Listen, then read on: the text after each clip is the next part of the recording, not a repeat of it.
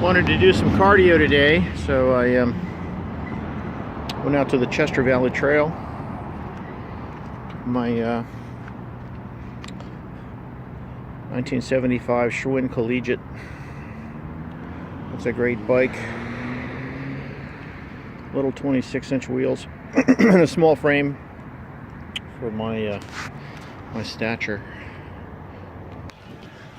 It's a great little trail. 6 miles one way.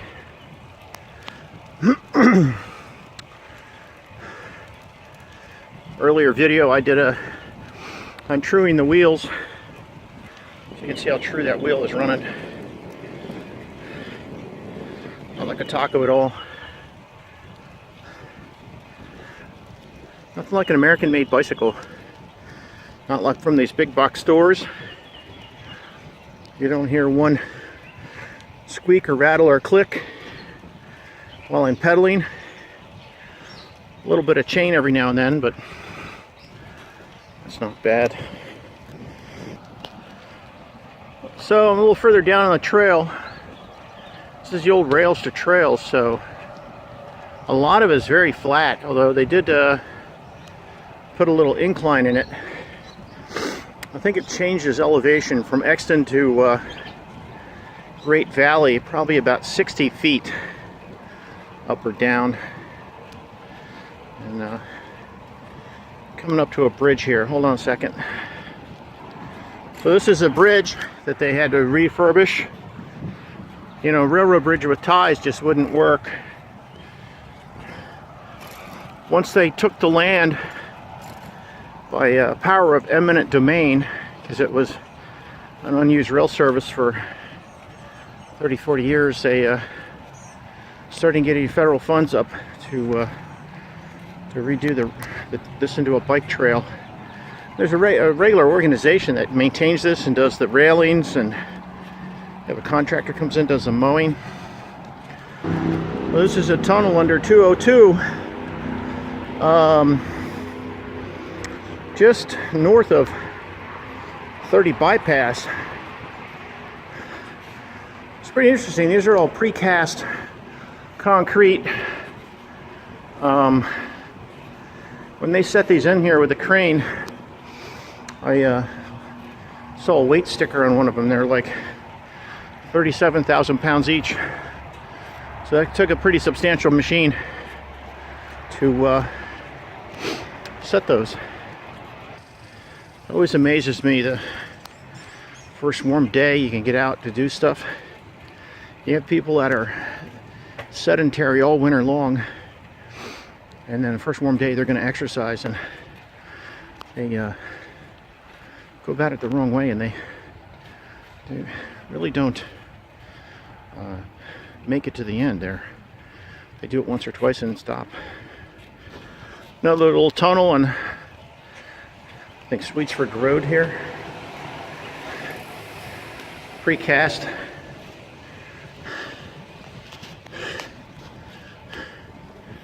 Up over that hill is Foot Mineral Superfund site. Did a couple rigging jobs in that place. I'm surprised I don't have an appendage grown out of my back because of it. All the hazmat chemicals. They had a contract to make lithium batteries for the Navy for torpedoes, and that was the smelter where they did all the metal refining. Went in there and replaced a 100 horsepower electric 3-phase motor and a blower that sucked the fumes off. So I put this bridge up here so a farmer can get from one side of the field to the other. Now this ridge here looks interesting enough, but if I climbed up on that hill, I'd probably see about a 20-acre aeration pond for local sewage treatment. It's not exactly pleasant smelling different times of the year when you ride. So that building right there, you really can't see it very well. Right there. That's a software design and testing business corporation.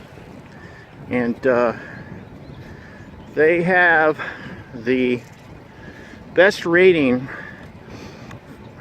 in the country for employees. They have full catering service. They have 3 meals a day. And laundry service.